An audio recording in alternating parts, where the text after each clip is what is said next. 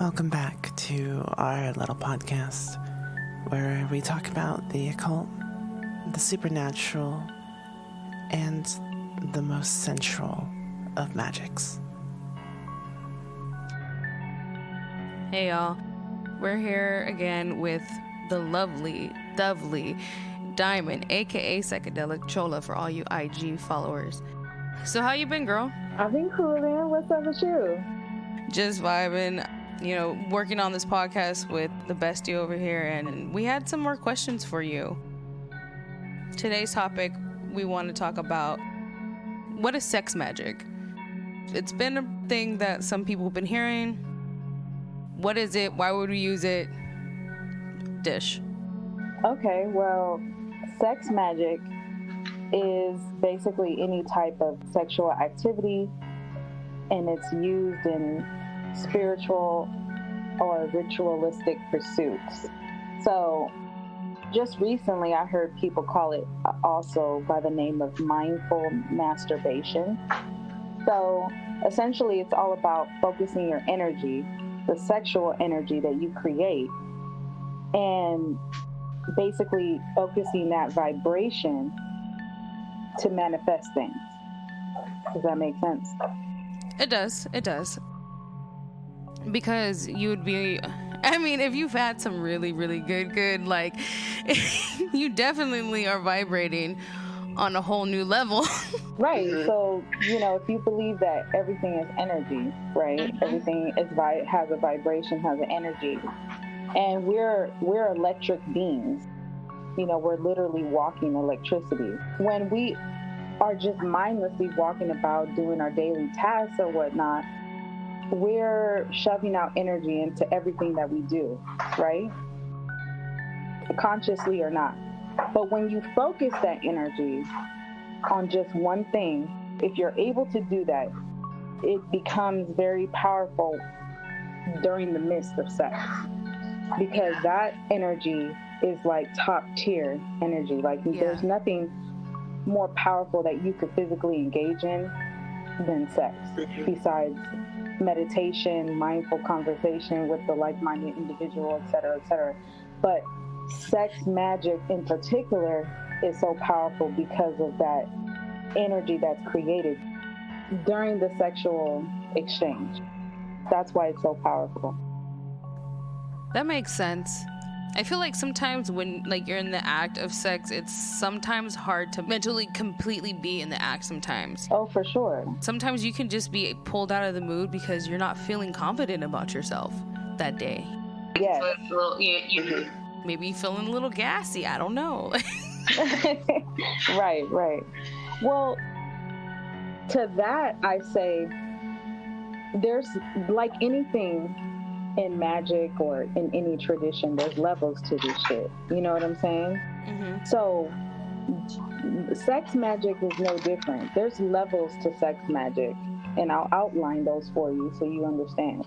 What I mean by that is, you know what Lauryn Hill says, how you gonna win when you're not right within, basically? Yeah. Okay, how you gonna manifest when you ain't dealt with your fucking shadow?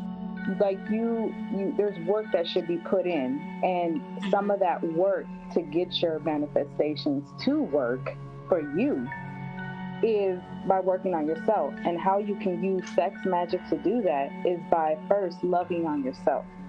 So if I was someone new to sex magic, before I even attempt to do that with anyone, the first person that I would start with is yourself, right? Mm-hmm. And it's so much more than just masturbating and thinking of something that you want to happen. It's like, okay, let's start on ground zero. So ground zero is like, I want to do sex magic, but I've never even loved on myself. So like, sex magic can also be you taking a very luxurious bubble bath, right? With candles, all of the good herbs for love and self-love, and all of the good crystals for self-love and healing. And then after you get out that bathtub, lather yourself in good juju, like oils, perfumes, Like, make yourself feel good, like take time while you're applying that lotion, like rub it in your skin and say affirmations to yourself. All of that whole process of pampering yourself is equaling to self-care, self-love, and sex magic, because you're prepping yourself for that act. So then after you do all that, put on some nice lingerie, put on some sexy music, sway your hips, look in the mirror, talk to yourself nicely. Basically, big up yourself, like give yourself compliments, stare at yourself, rub on yourself. That would be like ground zero of sex magic. It's just loving on yourself.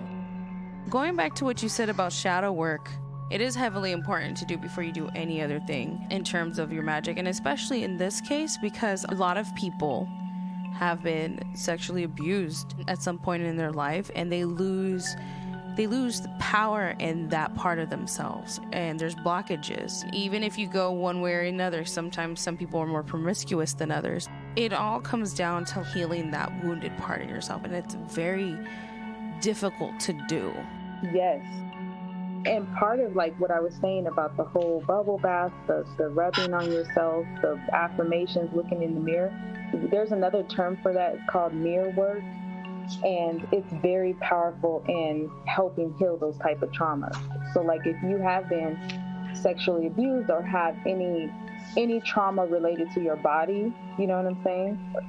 Mm-hmm. And PTSD from that, whatever the case may be, doing mirror work is going to help you so much. And it's helped me, as I am a survivor of one of those types of traumas. So that's something that I practice on a weekly basis, is that type of self-care, that type of mirror work. And I continue to do that, even though I consider myself so-called moved on from those topics. But that is essential to like ground zero of sex magic, is just loving on yourself and trying to address those parts of you that were broken during those traumatic events. And if you don't have any trauma relating to that, then it maybe you just have, some body issues, or maybe you have low self-esteem, or your self-confidence isn't where it used to be. Mirror work, doing this type of sex magic, loving on yourself, is like amazing for those type of things. It does wonders. It really sounds like a lot of the foundations for these kind of things, so far from the way that you're saying it, sounds like a lot of foundation is a lot of self-confidence and self-empowerment then. Yes, because if you don't believe yourself, how are you going to make shit manifest? Mm-hmm. If you don't love yourself, if you feel unworthy of receiving these things that you so desire, the universe is funny, like like it knows. So it's like, whatever you want to call it, the universe, the source, God, whatever. If that's the energy that you're vibrating on, you can fool the world, but you cannot fool the universe. You cannot fool God. You cannot fool the higher powers that be. So just because you're doing this sex magic, if you don't believe deep down that you're worthy of it, it's not going to manifest. And that's why a lot of people are skeptical about manifestation, is because I feel like it's rooted in the fact that a lot of them do not feel that they're worthy to receive such manifestations. Mm-hmm. Most people say, why me? They don't say, why not me? Why not you? So this brings me to a question that I've asked on this show before, and I think we can get an answer this time. Can you get a spiritual STD? Okay, so that's a very tricky thing. In general, I just want to say that STDs are always a risk, if you're having relations with people. Mm-hmm. Spiritual STDs, I don't really subscribe to that per se.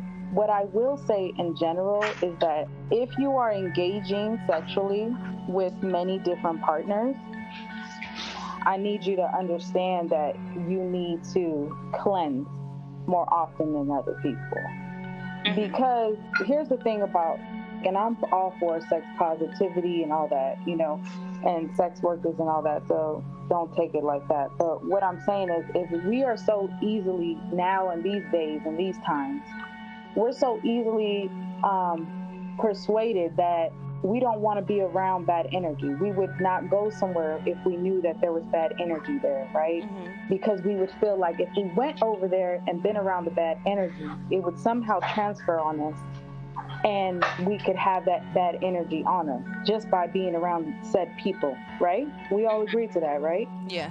Mm-hmm. Okay, so we believe that. However, it's really far-fetched for people to believe that if they engaged in one of the most sacred, highest forms of energy, aka sex, with someone, that they wouldn't receive some of that person's bad energy if they had any. You see what I'm saying? Yeah. So if you believe that walking into a room with bad energy could taint you, why would you not believe that having engaging in sexual relationships with people, whether or not you have a condom on, Right.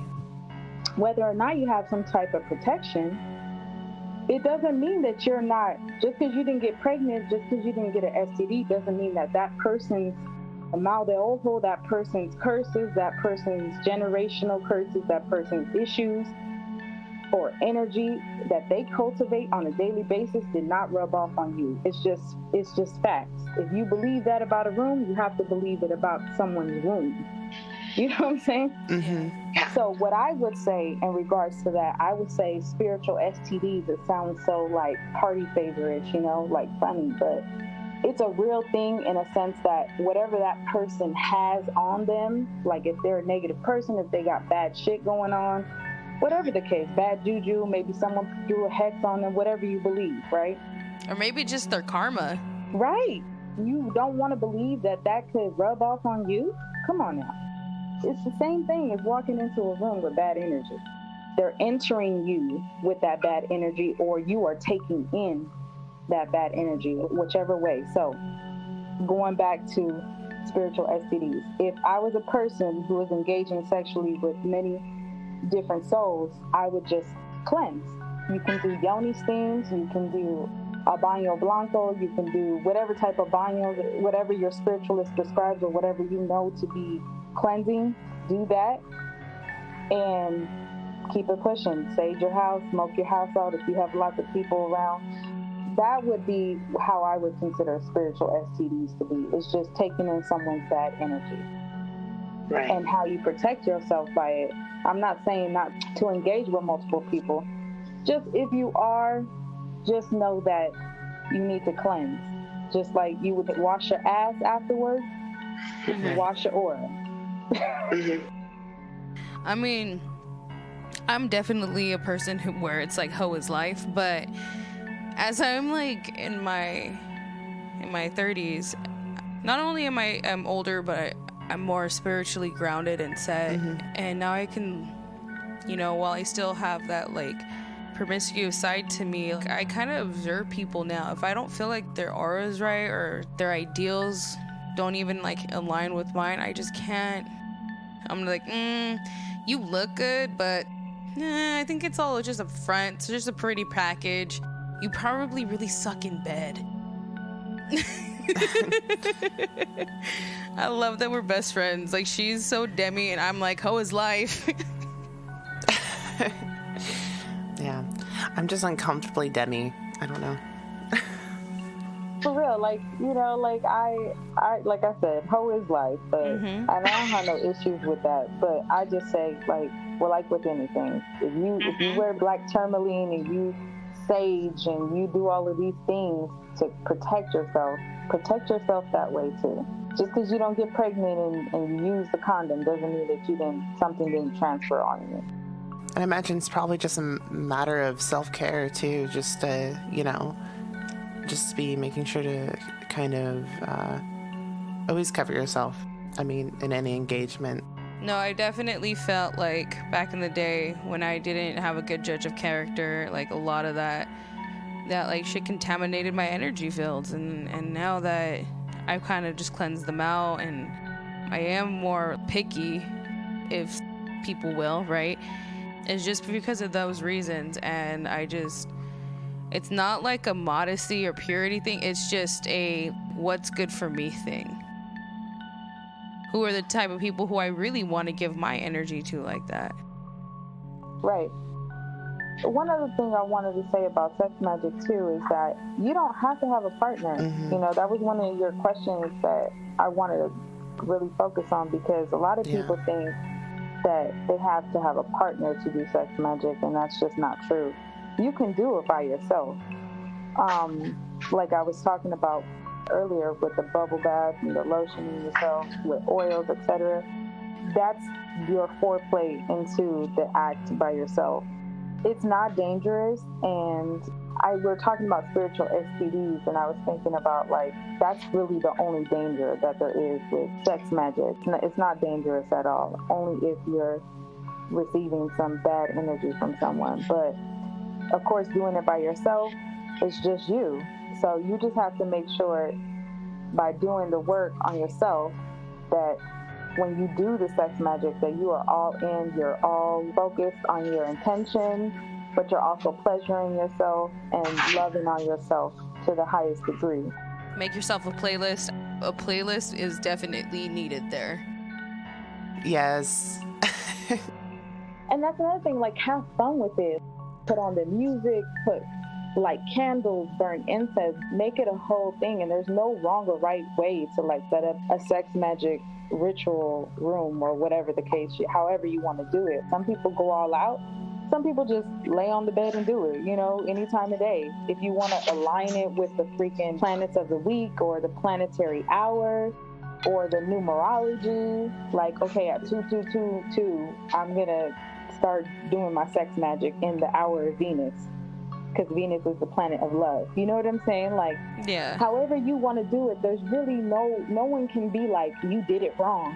You know what I'm saying? Like, there's no rules to this shit. However you get off is how you get off. You want to play a porno in the background? Go ahead and do that.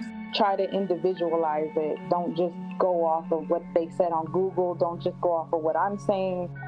Do it according to whatever tradition you practice, whatever type of witchcraft you do, or if you don't practice but you just want to try sex magic, like, just try to make it something unique to you and your partner, or unique to yourself. Colors, numbers, candles, roses, whatever, champagne, weed, you know what I'm saying?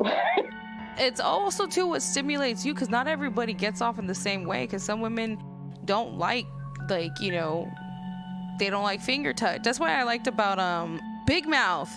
Okay, so Big Mouth, one of the characters, she's going through the change and she's exploring herself, and she doesn't like her fingers, and like I was like, yo, like I identified with that, because, you know, she went more towards the toys, and it's like, explore, because what works for somebody and what gets them off isn't what's gonna get you off. There's a whole world out there. Yes, and you will, as you grow, you will learn more and more sexual things about yourself if you're being explorative in that manner.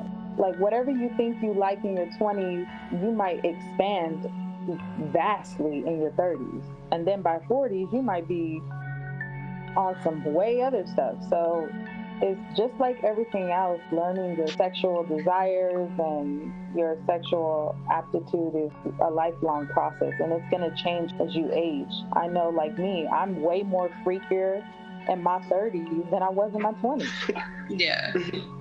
Backtracking a bit, like when I was talking about Big Mouth, I was like, damn, that out of context, that sounds fucking terrible. But it's a cartoon show on Netflix, and I honestly wish it was around when I was like going through the change when I was in middle school, because holy shit, did it really, even as an adult, it kind of enlightened me on a lot of things, even about myself. And it's like, damn, like if somebody just would have explained that to me at that age, I think it would have been better. I think things would have been different.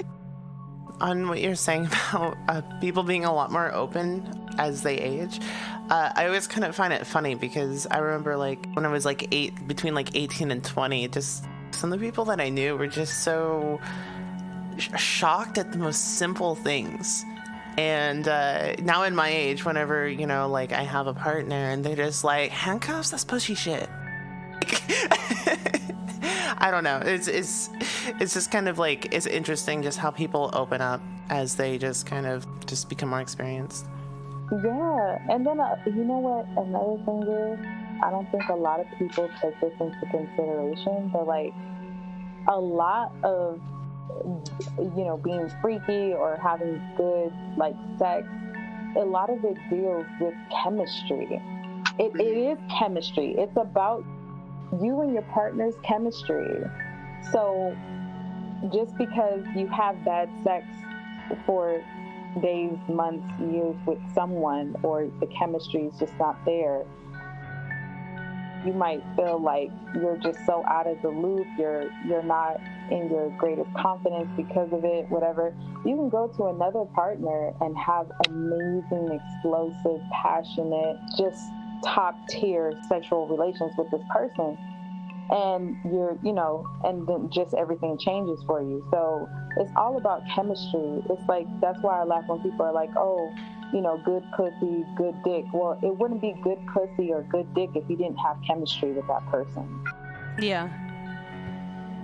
Also, I feel like, when you're trying to do it for manifestation, you want the source that you're getting your, in this case, like, power from, or like one of your ingredients from, like, or just to help to complete the act. Having it by yourself is more of a controlled environment for that, like you know what your intent is behind it, like what your personal value is behind it.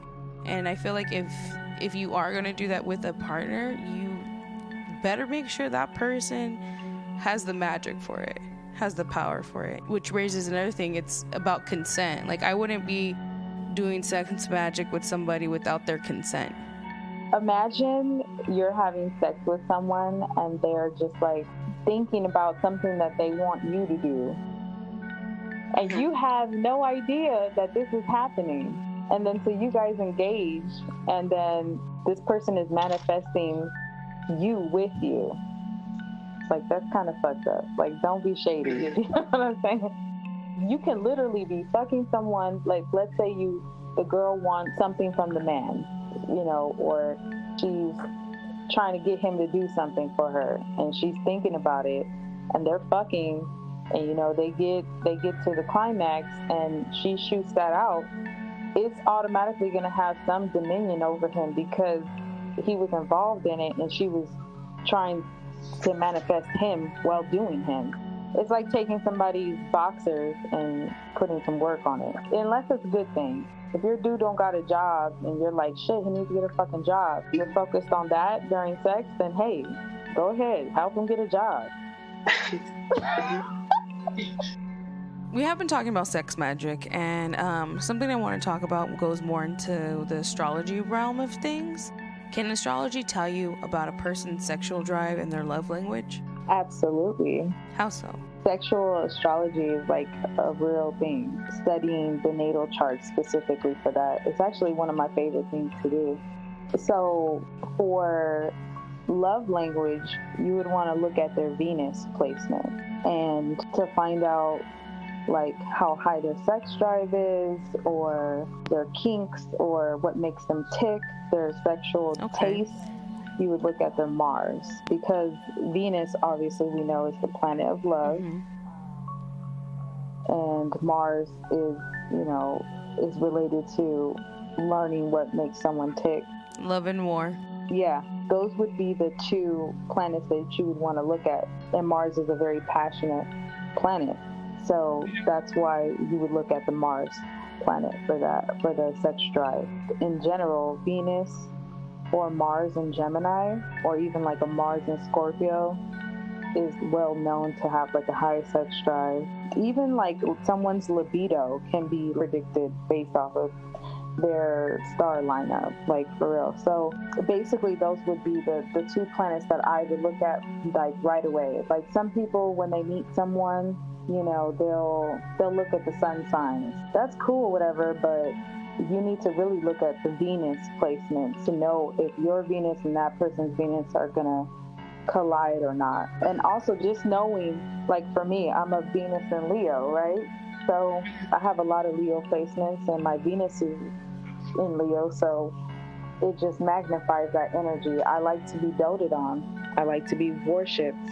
I like to have a lot of attention and affection and public display of affection, holding hands, like romance. I like all of it. Give me all the things. That might not be other people's love language. Some people are more reserved, and it just depends on what that Venus placement is. What about Venus and Taurus? Ooh, Venus and Taurus. First off, we know that Taurus is the bull, right? So naturally, that person is probably going to be very stubborn in their ways, but they're going to be very chill, very relaxed. A Venus and Taurus is someone who likes pleasure in all forms. They love luxury. They're very resourceful. They're going to enjoy like good food, good drink. They're very reliable people, being that Taurus is an earth sign, a very strong earth sign. And I would say that a Venus and Taurus expresses love by being affectionate and being loyal, being reliable. Like they take pride in that. They take pride in being a solid individual. A Venus and Taurus person is probably going to be one of the most solid people that you ever meet. They're very stable people. Eva, do you think that sounds about right? Yeah, I think so. You want to find out what yours is? Is that what we're doing here? Yeah, that's what we're doing here. I have yours on mine. Yeah, if you want to. Okay, but do you want to?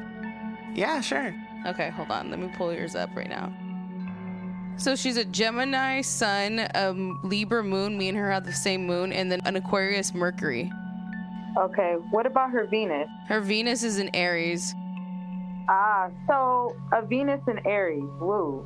Right? That's like polar opposites. They have high expectations of their lovers. But once they find one that they like, they expect a lot of adventure. They like the relationship to be fresh, always fresh and exciting. They're very faithful people. And Venus and Aries are also very affectionate only once they find like someone that they feel is the one, or someone that they vibe with like heavy. Because they have such high expectations, this is what they're very picky. They're choosy lovers, if you will. The worst thing, like I think like Venus and Aries, when I think of that, I just think of Aries hates complacency. You know, they need constant stimulation. So a Venus and Aries person, I would expect that they would want a lover who can entertain them and be up for anything, you know, like be adventurous. Because like I said, they're very faithful and loyal people. So when they find their one, they're like, let's do it all, baby. You know what I'm saying? But they can seem very like stuck up just because they have high expectations and they don't entertain bullshit. Aries are known for not taking no shit. So Venus and Aries, they're fun loving, but they have, I can't say it enough, they have high expectations. Yeah. Does that resonate with you? I mean, that's the reason I've been single for so long. Is I'm out here dodging bullets for the last like 8 or so months. Hey, listen, I don't blame you. I actually admire that Aries placements like that, because I, in some areas of my life, wish I had that solid, rock hard boundary that Aries people have. You guys do not play when it comes to your boundaries at all. I think I actually used to be a little more open to stuff, but I kind of realized that, especially like last 2 or 3 years, how do I say this without sounding really conceited? Well, no, it's just my boundaries and my needs are too important to let people compromise them. Although Venus and Aries people have such high expectations, because of your Gemini sun and your Libra moon, specifically speaking on you, you have so much air that's following up that fire Venus that, like I said, when you do find your person, or when you do finally vibe with someone, like you go all out. Because of that Libra and Gemini, like there's nothing that you won't do in the relationship to keep it fresh and exciting. So that's one thing.